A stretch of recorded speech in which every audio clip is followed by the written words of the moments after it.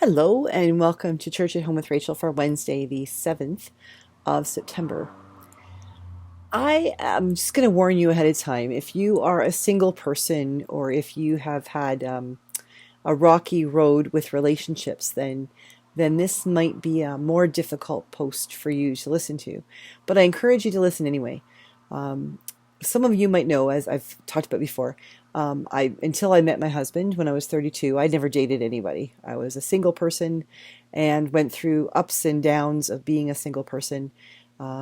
Great periods of time when I was very angry at God because it seemed like I was being blocked from meeting someone with whom I could share my life, and other times when it was like, you know what, God, you're awesome because I love what I do, and if I had a person in my life, I wouldn't have the time to do what I'm doing, or I've had the experiences that I had when I was single.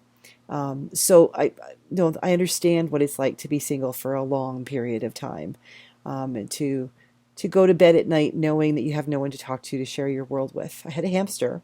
He didn't talk back much. He just whirled around on his wheel. But there are times when it was great to be alone, and times when it was really difficult. I was very blessed when at 32 I met Rob. We were friends first, and eventually fell in love and got married. It actually went very quickly. At the time, it didn't seem to go so fast, though. And since then, since we've been married, he has deployed. He's in the Navy. Was in the Canadian Armed Forces. He is in the Navy, but he's worked in Army, Air Force, and Navy posts. And for the period of time we were in Halifax, he was gone probably about half of the time we lived there. Over 7 years, he was gone a lot. So there's ups and downs to that. That was a good thing about having been single for so long in my life. I was prepared for being on my own for months at a time when he was sailing. And that was a good thing. God knew what God was doing, I think, when God made me wait to meet Rob. And that being said, Rob is awesome, but he's not perfect, and neither am I. And we have our ups and downs and our times. There are periods of life. Sometimes it's months at a time, I think, when we look back on it and think, how did we get through that? We barely spoke to each other. And then there are other times we look back and think, we sort of laughed our way through that whole season, didn't we? But I think there's something to be said for acknowledging where you are in the moment when it comes to relationships and the way you get through life. One of the gifts that I have been given, other than Rob, is that gift of recognizing other people and their relationships. And every once in a while, you get to know some people who really have it together. And Rob and I are coming up on our 17th anniversary, and there's a couple of other couples, Mac and Dana, who have been married for 17 years, and Eduardo and Trisha, who have also been married for 17 years, who are good friends. And I just had the opportunity actually to get to know Trisha past weekend, because her husband Eduardo is serving in Wainwright with my husband, and they're not his family. He's only on contract, so he's here on his own. And his family came to visit him, and we had a chance to meet his wife and his kids, and had a good evening with them on Sunday evening, and have a good dinner and lots of good chat. And what really blew me away was how absolutely in sync these two people are. Both Christian, both in ministry in different forms, both having gone through ups and downs in that ministry and figuring out who they are, who God's calling them to be, as individuals, as a couple, as parents in their professions. And yet they're in sync. They've found that place of being together. That doesn't say that the life is perfect. It doesn't say that everything is hunky-dory all the time. But what it says is that these are two people who are committed to loving God together, doing what God has called them to do, and working through the difficult times and enjoying the wonderful times. It's an incredible blessing that I had an opportunity to meet Eduardo's wife, and I've gotten to know him a bit better since he's been here working with my husband, and he is like an amazing person. That's one of the gifts of being in the world I'm in, that I get to meet people in the church. And generally speaking, sometimes the church has pud knockers, but often we meet some really cool people, both ordained people and lay people, who are just absolutely phenomenal people. And through my husband's work, through the military, there are some amazing people with some amazing stories to tell. and they make you laugh, and they make you cry, and they make you think, and then at the end of it, you always give thanks to God for the life that we have here in Canada, and for the sacrifices that other people make so that we have this life. But I really was sort of in a groove mood-wise when it came to Sunday evening and all day Monday, because I was really thinking about how incredible this time has been, getting to know someone else who understands what it's like to be a military wife, who understands what it's like to be in ministry, and seeing her loving her husband so much, and seeing him loving her so much.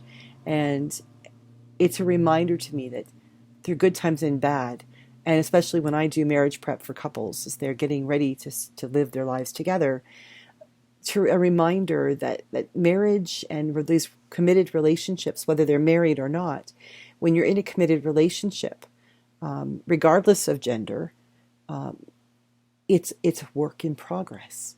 It's not an easy, absolutely I say I do and everything falls into place. It's more like you say I do and now it's a uphill climb. We're working together. We're pulling each other up. We're spelling each other off. We're reminding each other to take a break, take a breath, to reflect, telling each other to get up and keep going.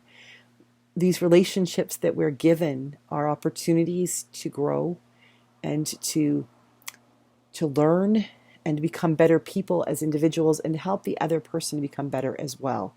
And I think that's really what I've learned from my husband over these past 17 years. And I'm learning from other people. Another couple that I really appreciate, I've never met and probably never will, but I really appreciate them, is Chip and Joanna Gaines.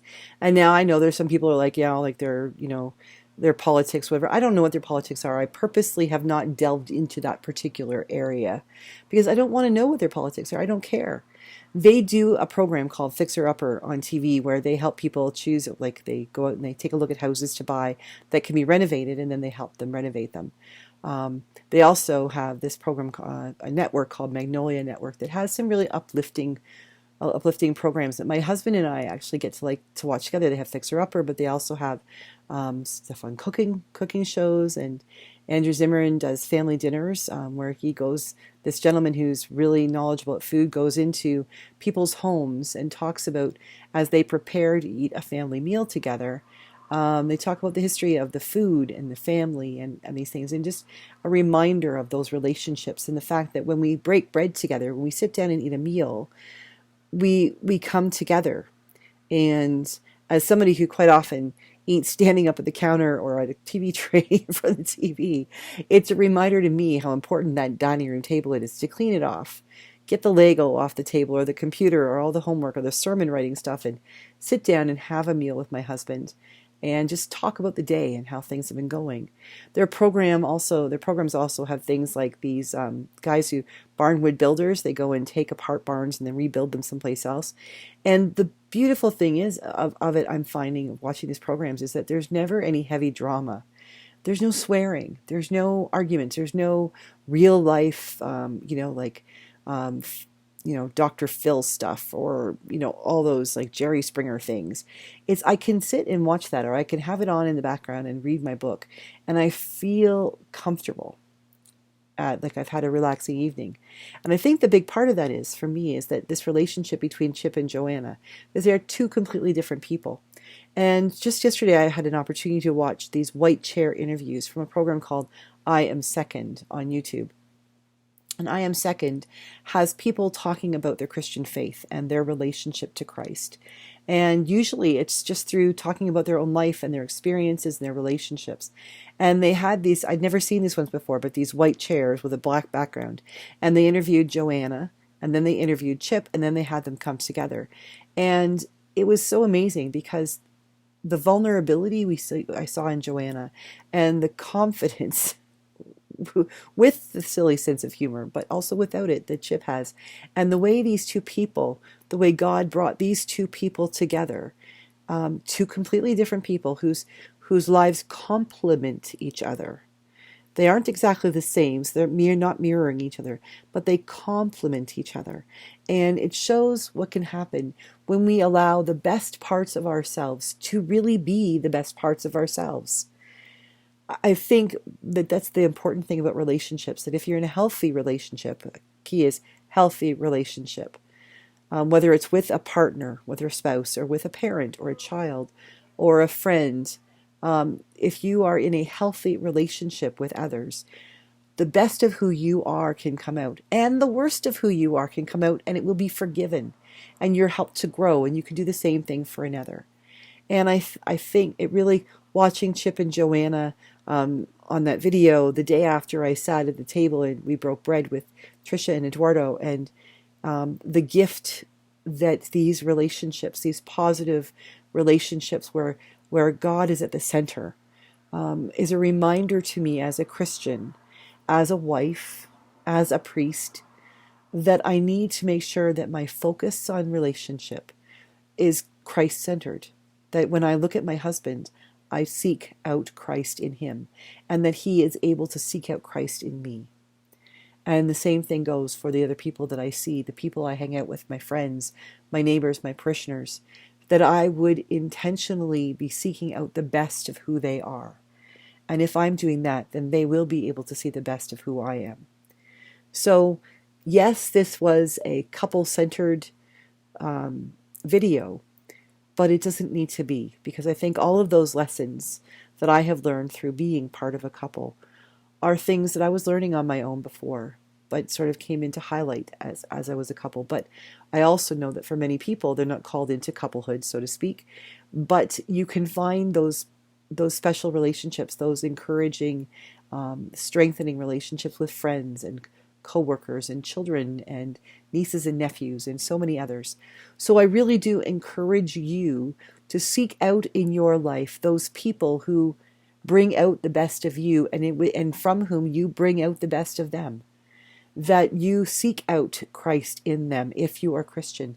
And if you're not, that you understand that there is goodness in others as there is goodness in you, and that really, if we're doing our part as human beings, we really should simply be striving to bring out the best in each other. So, to Eduardo and Trisha, thank you. And to Chip and Joanne, I may never meet you to say thank you to your face, but thank you for the model that you have given.